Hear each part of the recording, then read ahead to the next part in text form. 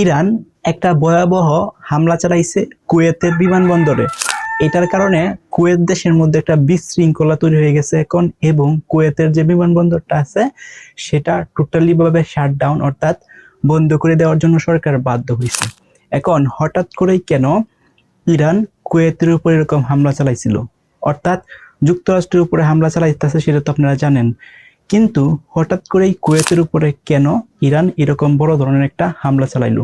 এবং কুয়েতের বর্তমানে অর্থনীতি কিন্তু খুবই ডাউন হয়ে গেছে, কারণ একটা দেশের বিমানবন্দর কিন্তু খুবই একটা সেন্সিটিভ একটা জায়গা, এবং সেখানে কিন্তু হাজার হাজার বিমান কিন্তু প্রতিদিনই কিন্তু টেক অফ এবং ওঠানামা করে। তো সেখানে তো যে এই বিমানগুলা বন্ধ থাকে, তাহলে যে একটা দেশের বা একটা কান্ট্রির যে অর্থনৈতিক সিস্টেম থাকে সেটা কিন্তু কারো ডাউন হয়ে যায়। এজ এ রিজাল্ট কুয়েতেরও কিন্তু সেম কাহিনী করছে।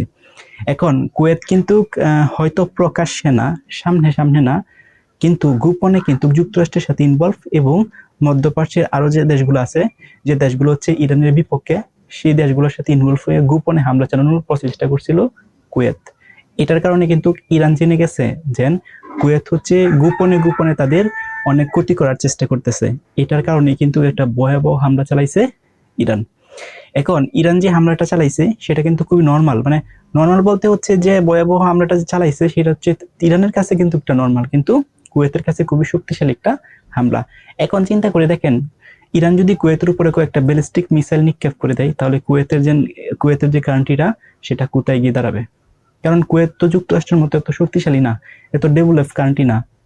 কুয়েতরে যদি ধ্বংস করে দিতে চায় তাহলে হচ্ছে ইরানের মানে বেশি না, কিছুদিন, 2-3 দিন বা 4-5 দিন, আর বেশি কয়েকদিন দিন হামলা চালায়, উডোডি ব্যালিস্টিক মিসাইল বা বোমাগুলো যদি নিক্ষেপ করে, তাহলে দেখবেন ইরান টোটালি ধ্বংস হয়ে যাবে।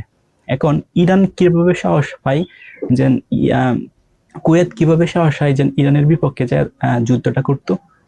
সো এটা হয়তো বা ফ্রন্ট লাইন, অর্থাৎ সামনাসামনি তো কখনোই সম্ভব হয় না, বা সামনাসামনি তো হয়তো এতটা সাহস পায় না, কিন্তু কুয়েত হচ্ছে গোপনে গোপনে এই মধ্যপ্রাচ্যের যে আরো কান্ট্রি গুলো আছে তারই মতো যুক্তরাষ্ট্রের সাথে ইনভলভ হয়েছে। এই তথ্যটা কিন্তু গোয়েন্দা সংস্থার মাধ্যমে বা সামহাও কোনোভাবে কিন্তু ইরান জানতে পারছে, জানার পরে কিন্তু এই হামলাটা চালাইছে।